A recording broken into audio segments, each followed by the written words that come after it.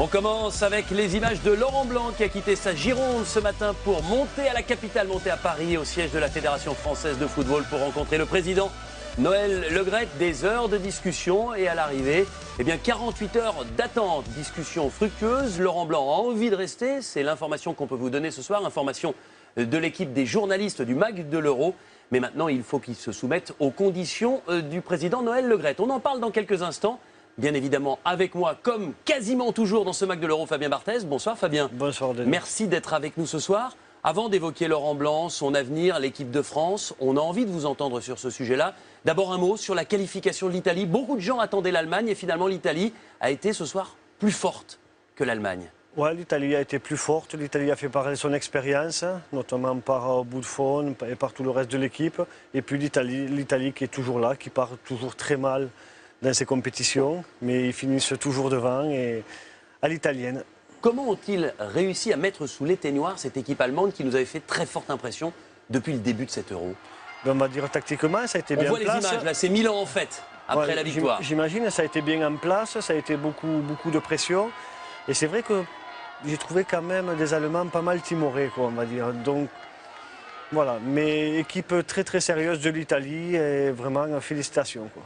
Et très content pour Buffon, surtout, qui a eu des pépins ces derniers temps, et qui se retrouve à une finale. Je suis très heureux pour lui. On verra les buts. Victoire de l'Italie 2-1 avec un pénalty marqué par les Allemands dans les toutes dernières minutes. L'Italie qui affrontera dimanche soir 20h45 l'Espagne en finale de cet Euro. C'est un match que vous vivrez bien évidemment sur TF1. Alors maintenant, Fabien, on va reparler de l'équipe de France et surtout évoquer l'avenir du sélectionneur de cette équipe de France, Laurent Blanc, qui était à Paris aujourd'hui, qui avait rendez-vous avec Noël Le Graët, le président de la Fédération française de football. Je vous propose tout de suite de revoir en images la journée de Laurent Blanc. C'est un sujet signé Jean-Christophe Jamois et Choussine. En provenance de Bordeaux, Laurent Blanc est arrivé ce matin un peu avant 10 h à Orly. J'ai rien à appréhender. Il s'est ensuite rendu directement au siège de la Fédération française afin d'entamer son entrevue avec le président. Principal sujet, le renouvellement éventuel de son contrat. Au revoir. Alors que certains médias faisaient état de son intention de dire stop, il est plutôt souriant après le déjeuner et avant une reprise des discussions. Tu es encore là? Depuis ce matin? À 17h30, le toujours sélectionneur des Bleus ressort et lève un petit coin du voile. Chacun a dit ce qu'il pensait de la situation. On a fait un petit peu l'analyse technique de l'Euro. Ça a été très courtois. On a beaucoup de points de vue communs. Après, c'est une question, une décision en ce qui me concerne, d'abord personnelle. Donc c'est pour ça qu'on ne s'est pas arrêté à une décision, mais on va prendre 48 heures de réflexion et on va se reparler, à mon avis, dans le week-end. Ces paroles confirment que Noël Le Graët lui a proposé de rester à la tête de l'équipe de France, avec des conditions nouvelles que Laurent Blanc acceptera ou pas. Alors comme vous pouvez le constater, Fabien, vous avez vu, on l'a suivi de son arrivée à l'aéroport d'Orly jusqu'à son départ ce soir. On ne l'a pas lâché une seule minute, Laurent Blanc. Alors ce qu'on peut vous dire ce soir, les informations de l'équipe du MAG de l'Euro, c'est que clairement, Laurent Blanc veut rester à ce poste de sélectionnaire, que Noël Le Graët est d'accord, mais à plusieurs conditions. D'abord, il faut que Laurent Blanc accepte de réduire son staff, qui est pour l'instant pléthorique, 22 personnes. Il devra au moins enlever de ce staff 7 personnes. Et puis ensuite, il faudra aussi faire changer l'état d'esprit pour qu'on ne revoie plus ce qui s'est passé lors des derniers matchs, que ce soit après l'élimination face à l'Espagne ou après le match face à la Suède. Alors on va tout de suite repartir en direct avec nos consultants Arsène Wenger et Bichente Lizarazu. Après ce que vous avez entendu, Bichente, est-ce que vous êtes favorable au maintien de Laurent Blanc au poste de sélectionneur de cette équipe de France? Oui, je suis favorable, bien sûr. Je l'ai déjà dit. Je pense qu'il y a évidemment certaines conditions, notamment par rapport au comportement de quelques joueurs dans cette équipe, où on ne peut plus se permettre d'avoir des joueurs qui ne respectent pas le maillot de l'équipe de France. D'ailleurs, il y a une convention collective qui a été signée après Naïsna où ils sont tenus d'avoir un comportement irréprochable. Donc je pense que ça, c'est un enjeu majeur, faire le choix de l'état d'esprit des joueurs avant le talent des joueurs. Et pour revenir sur la longue discussion entre Noël Le Graët et Laurent Blanc, si ça dure aussi longtemps, c'est qu'ils ont plutôt envie de s'entendre. Parce que si Laurent Blanc avait décidé de partir, il n'aurait pas pris autant de temps à discuter avec Noël Le Graët. Si Noël Le Graët avait déjà choisi quelqu'un d'autre, il ne prendrait pas non plus autant de temps pour discuter avec lui. Donc je pense que ce sont deux hommes qui essayent de s'entendre, qui essayent de fixer un cadre à leur entente. Ça prend un certain temps et il va falloir peut-être attendre 48 heures de plus. Fabien Barthez, vous travaillez avec cette équipe de France, vous connaissez parfaitement Laurent Blanc. Est-ce qu'à un moment, il n'a pas été dépassé par l'événement et dépassé par les réactions intempestives de certains de ses joueurs? Non, dépassé, non. Non, dépassé, c'est pas trop le genre. Après, vous savez, c'est des réactions de joueurs. On a tous été joueurs, on a tous eu des réactions. Bon, c'est vrai qu'après ce qui s'est passé en 2010, on reste un peu là-dessus.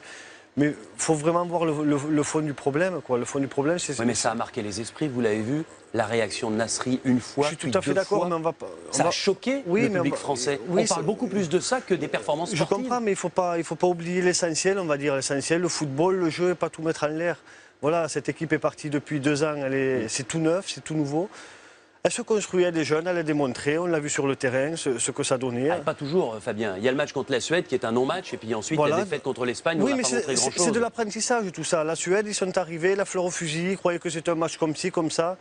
Tu perds le match d'après, il se passe ce qui se passe d'après. Tout ça, c'est le match de la Suède. Il n'y a pas de petit match dans un championnat d'Europe des Nations. Laurent Blanc doit rester?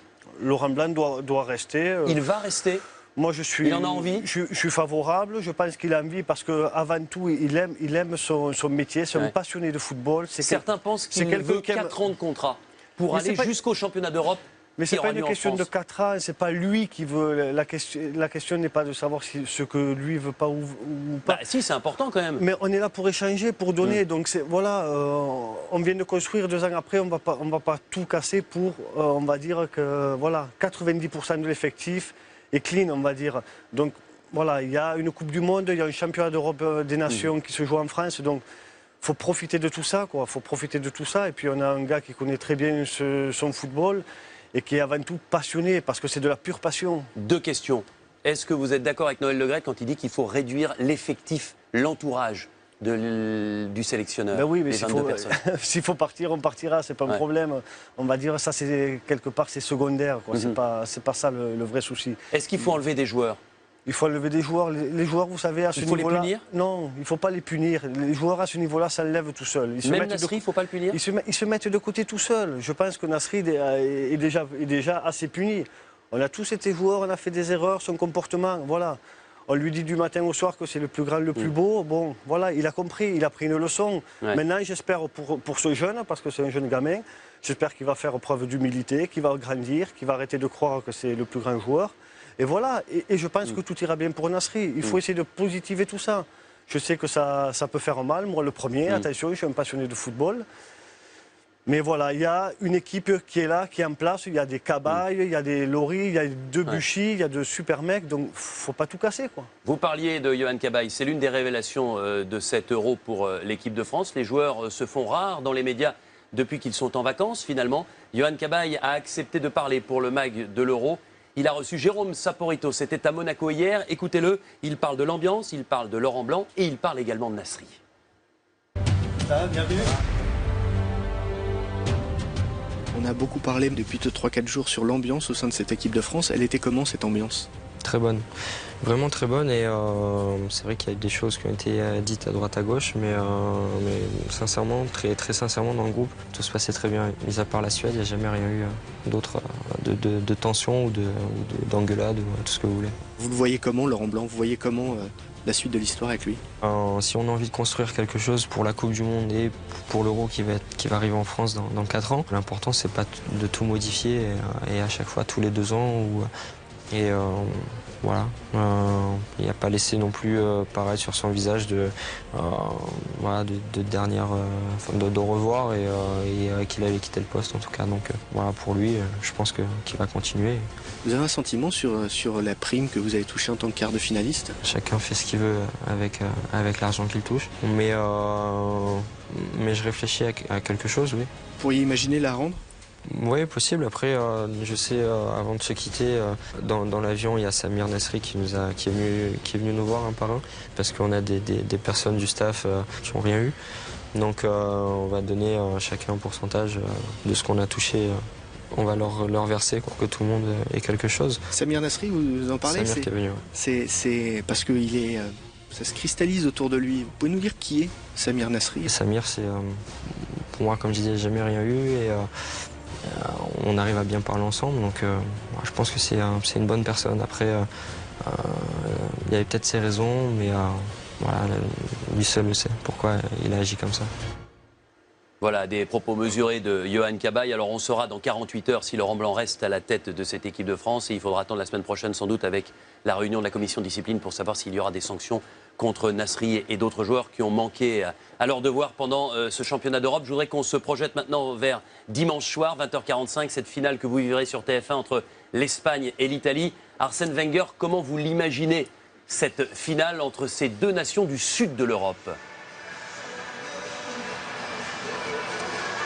Je l'imagine très équilibré. D'ailleurs, c'est ce qu'on a vu sur le match des poules. L'Espagne avec une domination certainement au niveau de la possession de balle, mais pas très pénétrante, qui a transformé petit à petit son jeu. Au départ, avec une possession de balle offensive, là, ça devient une possession de balle pour bien défendre et ne pas se faire contrer contre une équipe d'Italie incisive avec un Balotelli qu'on a vu ce soir qui, dans un grand jour, peut faire la différence. Donc, Paris, très très incertain. Pour moi, c'est vraiment du 50-50. Bichente, si on vous avait dit que l'Italie sera en finale, vous auriez misé? J'aurais surtout pas misé de voir une Italie aussi joueuse, avec cette manière-là aussi spectaculaire. C'est très agréable de voir jouer l'Italie. C'est beaucoup moins agréable de voir jouer l'équipe d'Espagne, parce qu'elle a un jeu qui est mécanique, qui manque de piment, notamment dans les 30 derniers mètres, dans la finition, alors que cette équipe d'Italie, on a été habitué à ce qu'elle fasse déjouer son adversaire, et là elle joue magnifiquement bien, elle est spectaculaire. Il y a des beaux joueurs comme Pirlo, et moi j'ai été extrêmement séduit par cette équipe d'Italie, donc j'espère qu'on va avoir une finale de grande qualité. Alors pour l'instant ils ne se sont pas mouillés tous les deux, Fabien Barthez. J'attends le mot de la fin de votre côté. Comment vous la voyez cette finale et qui va l'emporter? Est-ce que l'Espagne va réussir ce triptyque magique avec championnat d'Europe, Coupe du Monde et à nouveau championnat d'Europe, ou est-ce que l'Italie, contre toute attente finalement, va réussir à l'emporter? Moi, je trouve l'Espagne de plus en plus forte parce qu'il faut voir que les adversaires vraiment se sont mis quelque part au diapason de ce football espagnol. Et ils sont toujours là. Donc, quelque part, ils ont évolué. Les adversaires ont évolué, donc eux aussi, ils se retrouvent en finale. Donc moi, je vois bien l'Espagne. Voilà. Surtout, enfin, ça me dérange un peu vu que j'adore les deux gardiens. Vous avez deux grands gardiens, mais je pense que peut-être les deux plus grands gardiens au monde aujourd'hui. Voilà. Iniesta d'un côté, Buffon de l'autre. Non, Casillas. Casillas, pardon, Iniesta. C'est pas grave. Mais je pensais à Andrea Iniesta. Ça va être un match de gardien de but. Fabien, on se retrouve dimanche. D'abord téléfoot et puis ensuite pour le dernier mag de l'Euro après la finale Espagne-Italie, que vous vivrez bien évidemment sur TF1 à partir de 20h45. Vous avez maintenant rendez-vous avec votre série New York Unité Spéciale. Très belle fin de soirée sur TF1.